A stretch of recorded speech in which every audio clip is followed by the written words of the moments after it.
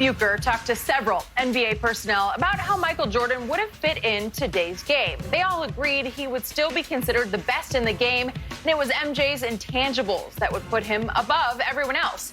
One Eastern Conference GM said, quote, "There's nobody with his drive, nobody with his killer instinct, nobody close."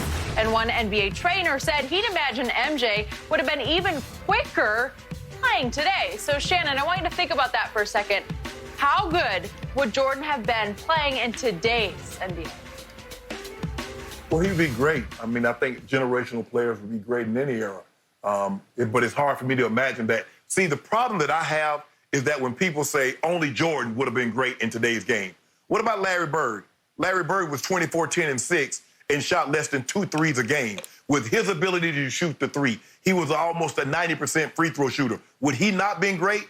Dominique Wilkins, would he have not been great one-on-one with the floor spread? Remember, Skip, the 80s might have been the highest scoring decade, I think the 60s, but the 80s were one of the highest scoring decades in NBA history. So only Jordan from that era would have been great. Man, stop this. Of course Jordan would have been great. But did they not have training back then, Skip? So Michael Jordan didn't know anything about training. He sure went to Tim Grover when he wanted to train to get ready for the Bulls. I mean, not for the Bulls, for the Pistons. So let me ask you a question. Okay, with the advent of training and nutrition, is Michael Jordan still going to have some of those habits that we saw in the documentary? Is he still going to be smoking cigars in his locker room before the game, Skip? Is he going to be smoking after the game? Is he still going to have those habits about going out gambling late at night and drinking? Are those still going to be a part of his repertoire? Oh, nobody mentioned that. All they want to say, well, he's going to train. But what about those other habits? Is anybody going to talk about that? Well, if we're going to talk all the way real, let's talk all the way real. So for me, yes, Jordan would be great now. But do I believe Jordan would be 15 more points better than Kobe's highest scoring game average of the season? No. Jordan is not scoring 50 points a night. Wilt did that. That's it. Nobody else is scoring 50. Shannon Sharp. This is not about Larry Bird or Magic or whoever else you want to throw in to distract our audience. This is about how Jordan would do today. And by the way, my takeaway from Rick Bucher's excellent overall piece is that Jordan would terrorize and dominate today's NBA even more than he did his own era. Now, back to his bad habits. He had the same habits all the way back to the first three-peat, if you start in 91. Okay, then. But he also had workout habits that were unparalleled.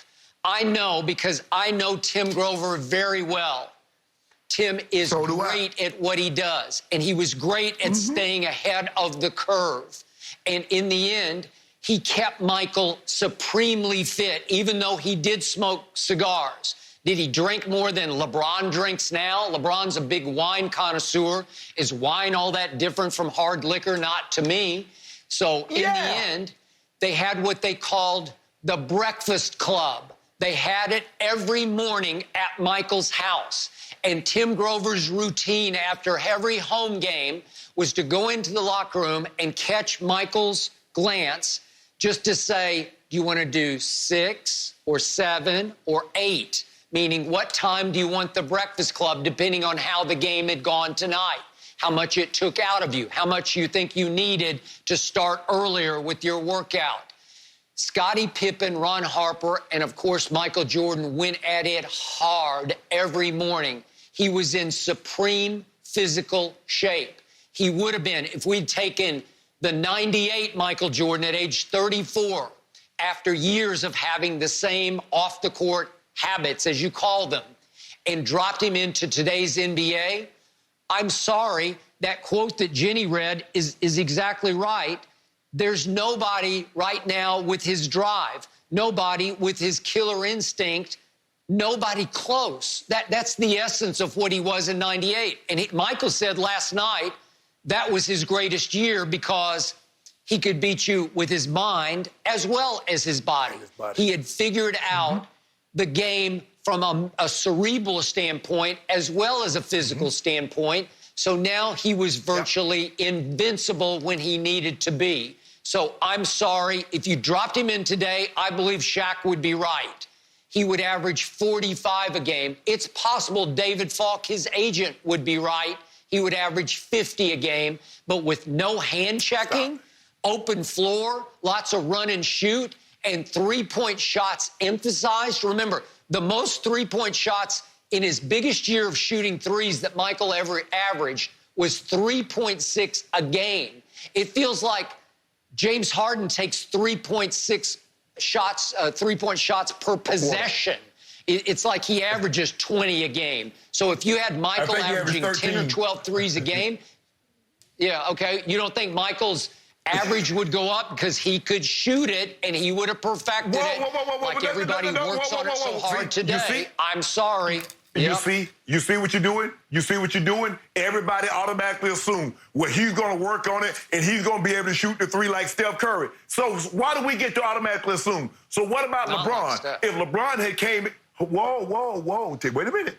So what if LeBron had, if they'd had the emphasis on the three-point shot when he got with LeBron, so prior to Steph Curry, because I think Steph got into the NBA, 2008, 2009, if I'm not mistaken, 2009. So let's just say the emphasis was placed on the three-point shot when LeBron had gotten to the NBA, and he perfected that. You see, everybody wants to give the benefit of the doubt to Jordan. Well, Jordan was a mid-range shooter. Now, his mid-range game was the best all time. No question about that. I'm not here to dispute that. But we can't automatically assume because, he worked so hard, he was going to be a great three-point shooter, Skip. Why do we automatically assume everything? Okay, you said he worked out really hard. But, Rick, you can say if you had the training that they have now. So what's different? I'm confused. Okay, I mean, was he going to eat any that. different? That was some trainer that said that. Yeah, but again, that was a shot at Tim Grover. Tim would have him in peak shape right now, whatever the new training method. Remember, Tim trained Kobe, Tim trained Dwayne Wade. He's trained a lot of the pro football players. I'm sorry, he would have Michael in peak quickness shape and overall supreme athletic shape. And it's hard for me to believe, Skip, that Mike didn't have a personal chef all those years. So he was eating, he was eating as healthy. Obviously, Skip, we know more now, guys. Everybody has a full-time chef. You don't have to be LeBron or Kevin Durant, Steph Curry, James Harden. Hell, the 7th and 8th guy have personal chefs. And guys are training more now, Skip, because the money is so great. If you'd be foolish to not play 15, 20 years, if at all possible.